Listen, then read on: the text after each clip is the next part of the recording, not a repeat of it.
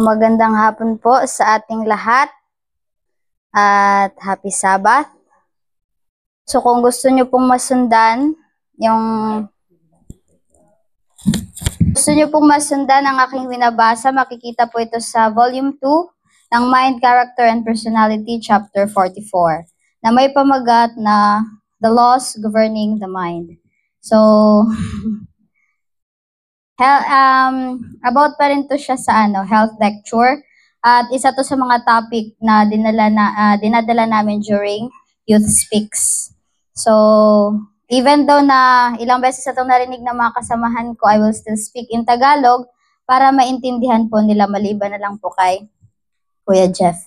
So, dito sa ating first slide, Romans 12, verse 1 and 2, it says, I beseech you, therefore, brethren, by the mercies of God, that ye present your bodies as a living sacrifice, holy, acceptable unto God, which is your reasonable service.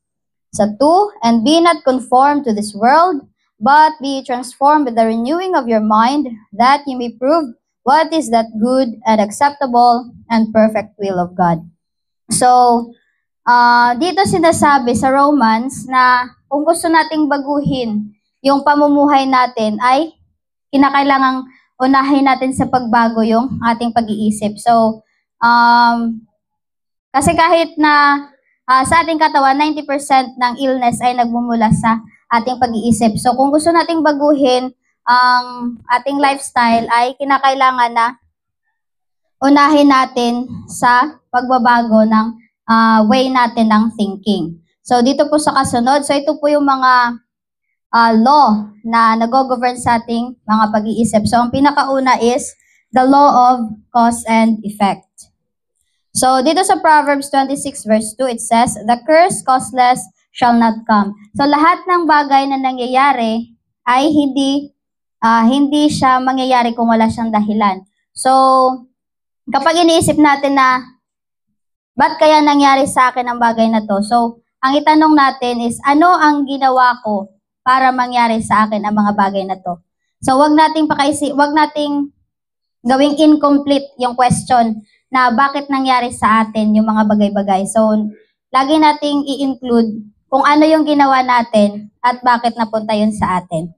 So, dito sa kasunod, sa Galatians 6 verse 7, it says, for whatsoever man soweth, shall he also reap. So, dito na hindi naman pwedeng nagtanim tayo ng mangga na mamumunga ng papaya. So, kung ano yung itinanim natin sa nakaraan, ay yun yung aanihin natin sa hinaharap. So, kung naging balasubas tayo sa buhay natin sa nakaraan, wag nating pakaisipin na pagdating sa hinaharap ay tatanggap tayo or aani tayo ng maraming blessings. So, unless na magbago tayo at humingi ng kapatawaran sa ating Panginoon at baguhin natin yung paraan ng pamumuhay natin. So, dito sa kasunod, sa Job 29 verse 16, the cause which I know not, I searched out. So, yung mga bagay na hindi natin alam, syempre, sasaliksikin natin yon para malaman natin kung saan nga ba nanggaling. So, katulad na lamang na nagkasakit tayo. So, hindi natin sasabihin na, bakit ako nagkasakit? Parang, i-questionin natin yung Panginoon na, Lord, ba't mo binigay sa akin itong sakit na to? So, ang itanong natin palagi sa sarili natin is, or kung itanong natin sa ating Panginoon, na ipaalala mo sa akin or enlighten me kung ano yung nagawa ko sa nakaraan upang magkaroon ako ng gantong sakit. So, yun yung minsan nakakaligtaan nating mga tao na parang sinisisi natin agad yung Panginoon na hindi naman sana yan mangyayari sa atin kung hindi dahil sa lifestyle natin ng mga nakalipas. So, dito sa kasunod, sa Philippians 4 verse 8, finally, brethren, whatsoever things are true, whatsoever things are honest, whatsoever things are just, whatsoever things are pure, whatsoever things are lovely, whatsoever things are of good report, if there be any virtue, and if there be any praise, think of these things. So, dito sa Bible, sinasabi na pakaisipin natin yung mga bagay na nakakabuti para sa ating isipan. So, hindi dito sinasabi na isipin natin kung ano yung yung mga galit natin, yung hinanakit natin laban sa ating kapwa. At dito sa kasunod, sa Volume 2, Mind, Character, and Personality, page 637, paragraph 2, call to your mind the things worthy of your recognition and your praise. And if you are sharp to discern errors in others, be more sharp to recognize the good and praise the good. So kadalasan sa atin, sa ating mga tao talaga is, yung sinasabi na kahit gumawa ka ng 99 na tama, gumawa ka lang ng isang mali, makakalimutan na yung lahat ng tamang ginawa mo. So dito sinasabi na kung gaano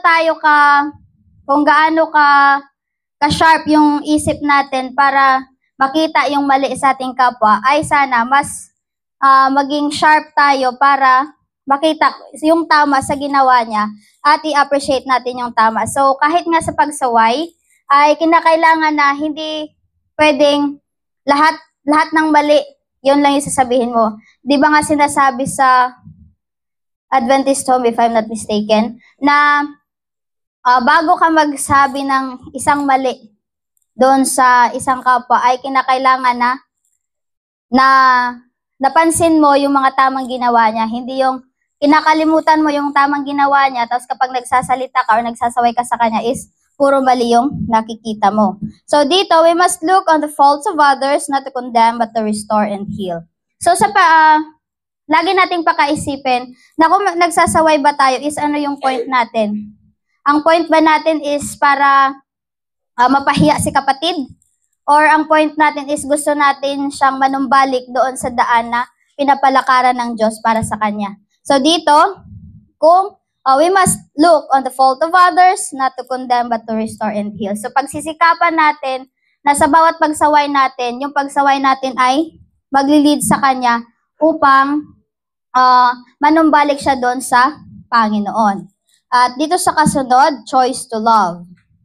So dito, kung makikita po natin, ito yung ito yung utak natin. So itong blue is the frontal lobe. At itong pula is ang emotion. So kung makikita po natin, mas malaki ang portion ng emotion sa frontal lobe. So ano nga ba yung frontal lobe? So yan po yung nagdadala ng intellect, reason, judgment, and will. So minsan parang magtataka tayo na bakit mas malaki yung portion ng feeling. So 1/3 lang ang frontal lobe at ang feeling doon sa emotion, which is itong red part, is 2/3. So binigyan tayo ng Panginoon ng pag-iisip.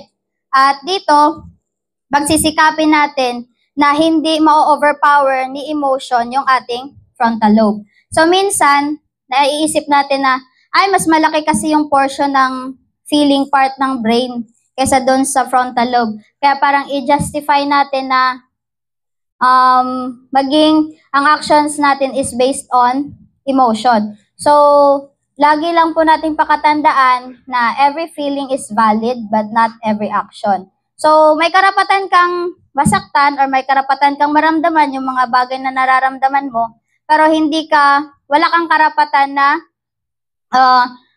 gumawa ng actions na alam mong nakakasakit sa iyong kapwa. So, nagagalit tayo sa isang tao kasi chinismis tayo sa iba. Tapos, yung kinagalitan natin, chinismis din natin sa iba. So, what's the difference? Anong pinagkaiba natin doon sa taong kinakagalitan natin? So, dito sa kasunod, sa Steps to Christ, page 47, paragraph 1, many are inquiring, how am I to make the surrender of myself to God? You desire to give yourself to Him, but you are weak in moral power, in slavery to doubt, and controlled by the habits of your life of sin. Your promises and resolutions are like ropes of sand. You cannot control your thoughts, your impulses, your affections. The knowledge of your broken promises and forfeited pledges weakens your confidence in your own sincerity and causes you to feel that God cannot accept you. But you need not despair. What you need to understand is the true force of the will. This is the governing power in the nature of man, the power of decision or of choice. Everything depends on the right action of the will. The power of choice God has given to men, it is theirs to exercise. So minsan sa atin, nasasabi natin bilang mga nag-aangking nananampalataya kay Kristo, paano ko maibibigay or paano ko mai-surrender yung sarili ko sa Panginoon. So minsan iniisip natin na hindi na tayo katanggap-tanggap sa harapan ng Panginoon dahil parang masyado na tayong makasalanan. So si Kristo ay binuhos ang kanyang dugo doon sa kalbaryo ng krus. So ano pa ang hindi niya kayang ibigay para sa sangkatauhan? So ibinigay niya na yung pinaka-importanting treasure para sa kanya. Ibinigay na ng Ama ang kanyang kaisa-isahang anak upang mailigtas tayong lahat. At ano pa ba ang hindi niya kayang ibigay sa atin? So nababasa ng Panginoon yung nasa puso't isip natin. At kung nakikita niya na tayo'y tapat or tunay na nagsisi, ay kayang-kaya tayong patawarin ng ating Panginoon. Pero minsan kasi sa human minds ay iniisip natin na karapat-dapat pa ba ako sa harap ng Panginoon or katanggap-tanggap pa ba yung mga prayer ko sa harap ng Panginoon. So lagi po nating pakatandaan na yung John 3:16 na sa sobrang pagmamahal ng Panginoon para sa atin ay ibinigay niya ang kanyang kaisa-isahang anak. So dito sa karugtong, you cannot change your heart, you cannot of yourself give to God its affections, but you can choose to serve Him.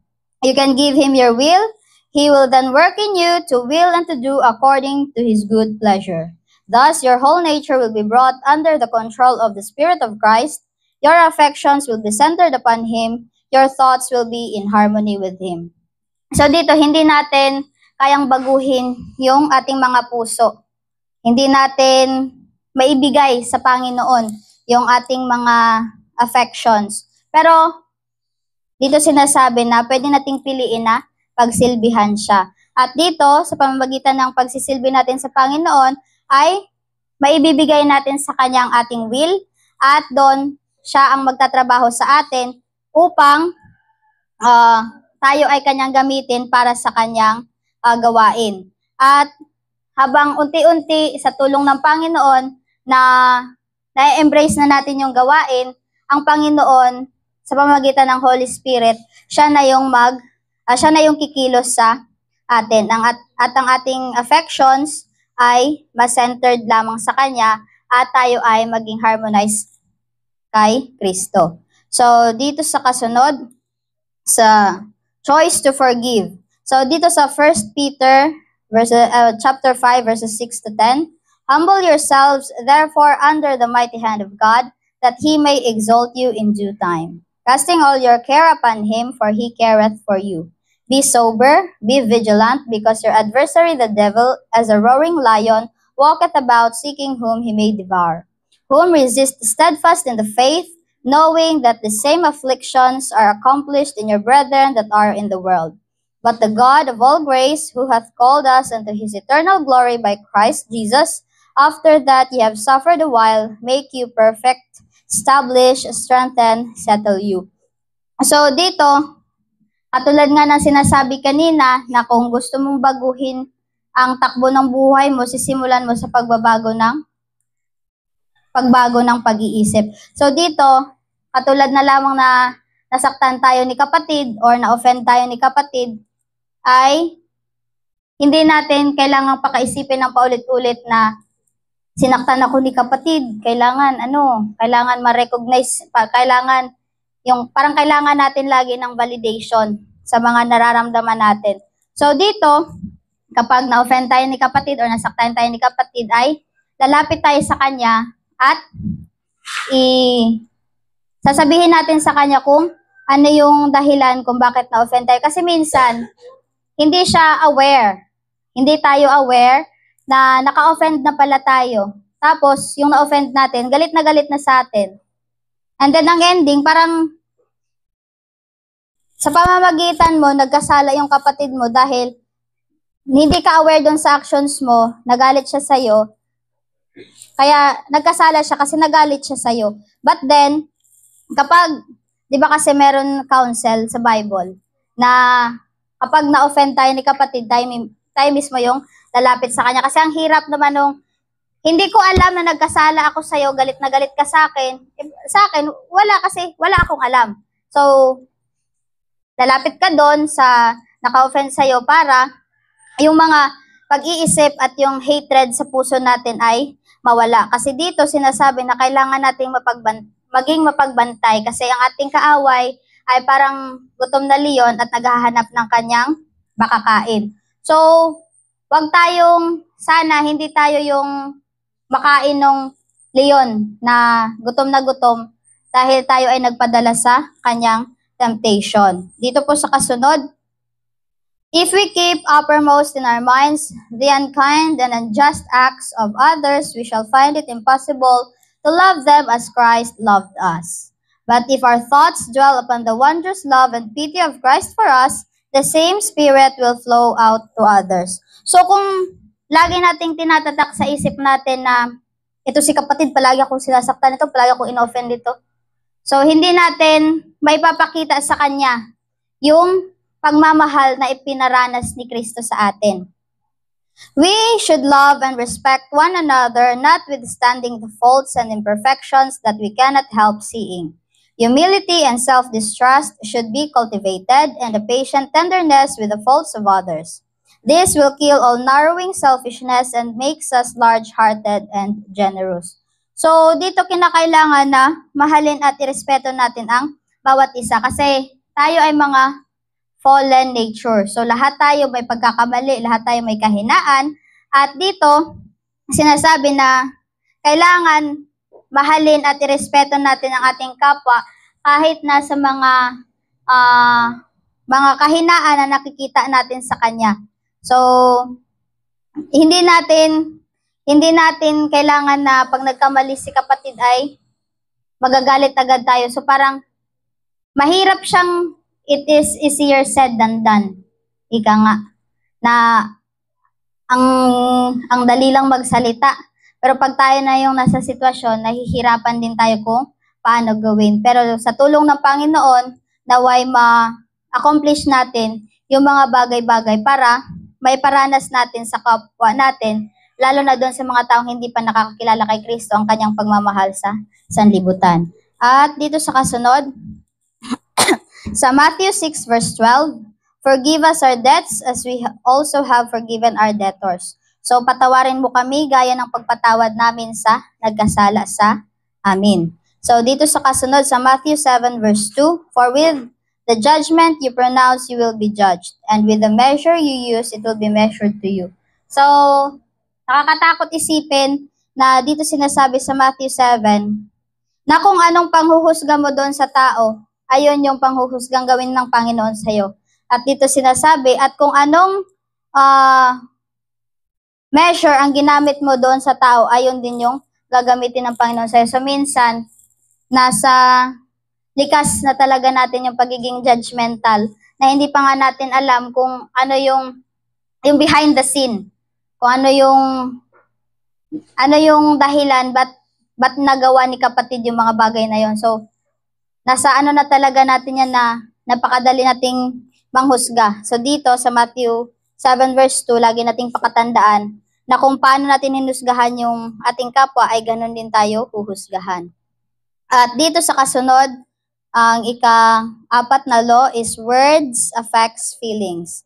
So sa Proverbs 13 verse 3, he that keepeth his mouth keepeth his life, but he that openeth wide his lips shall have destruction. So dito, minsan may mga bagay na, may mga times, katulad sa Ecclesiastes 3 verse 1, di ba?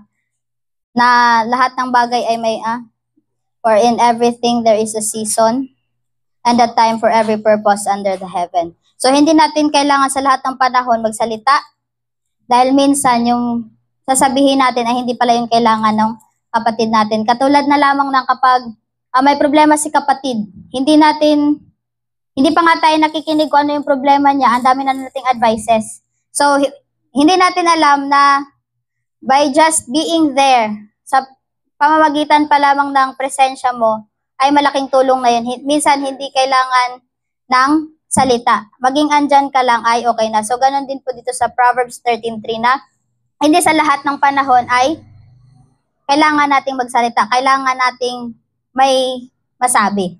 So, dito sa kasunod, sa Proverbs 15 verse 51, a soft answer turns away wrath, but a harsh word stirs up anger. So, dito, kapag, di ba, kahit sa kasabihan ng sanlibutan, sinasabi na walang hindi nadadala sa mabuting usapan. So, it's also biblical na kung galit na si kapatid, tapos sasagutin mo rin ng paggalit, syempre, mas magagalit siya lalo.